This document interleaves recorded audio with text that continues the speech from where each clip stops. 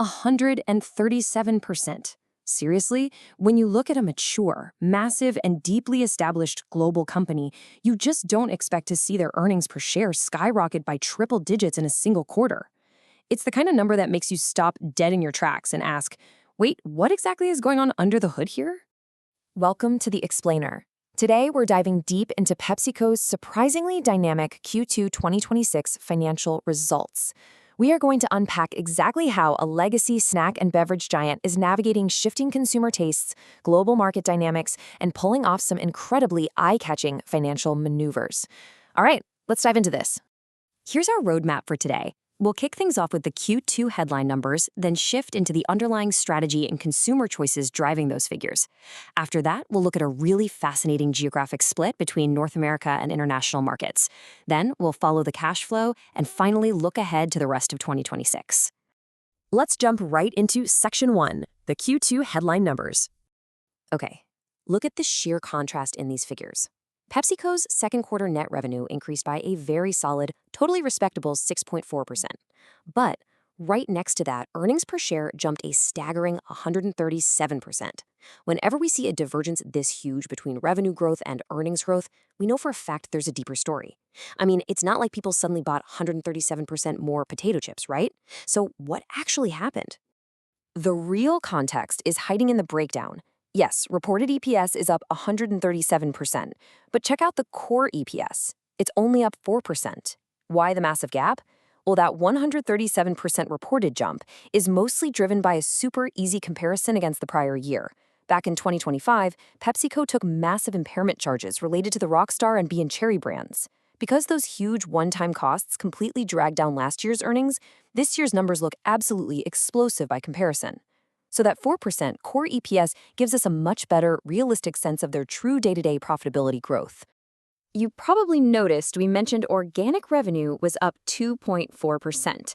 Just as a quick refresher, this is the metric that strips away all the noise of foreign exchange fluctuations and recent acquisitions.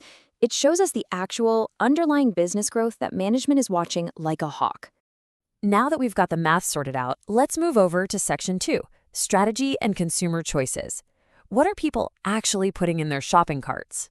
This insight from Chairman and CEO Ramon Laguarta is essentially the Rosetta Stone for PepsiCo's whole playbook right now.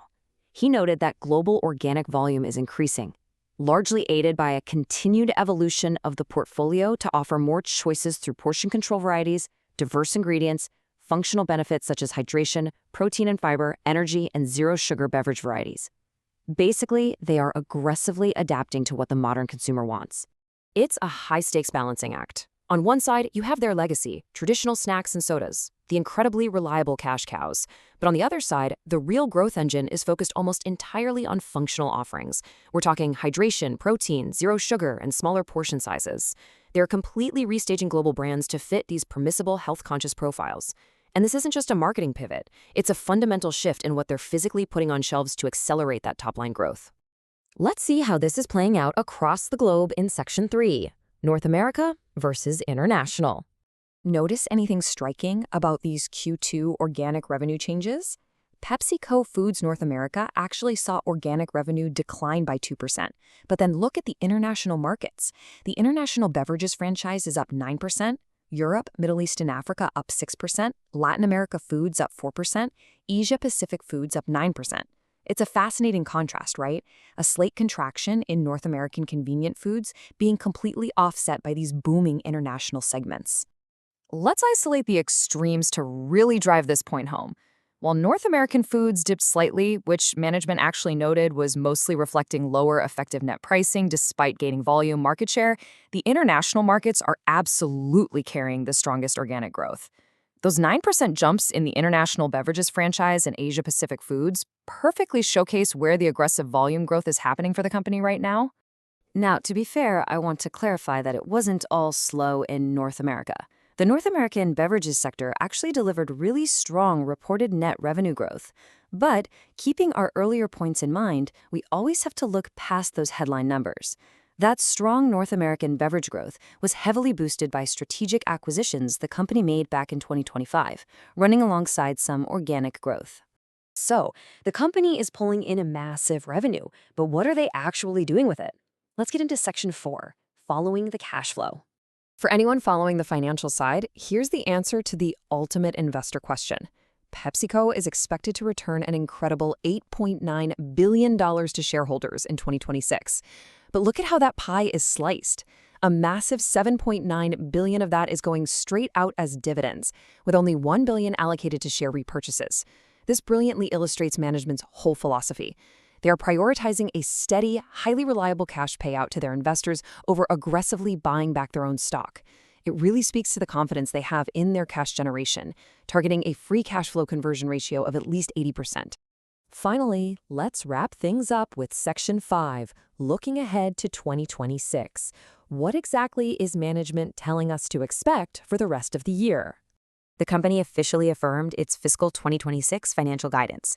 They are projecting organic revenue growth of 2 to 4%. They expect core constant currency EPS to increase between 4 and 6%. They're modeling a core annual effective tax rate of about 22% and keeping capital spending tightly controlled at below 5% of net revenue. What you should really take away from this is a message of steadfast consistency. Despite shifting consumer trends and all the global complexities out there, management sees steady, continued growth across their core metrics. It is definitely worth noting that this guidance implies a few built-in advantages. Based on current rates, they're expecting a 1% foreign exchange translation tailwind that will benefit reported net revenue and EPS. Add to that another 1% net revenue bump expected from those 2025 acquisitions. So right out of the gate, they have a 2% structural advantage on their reported top line before they even sell an extra can of soda. Which brings us to our final thought.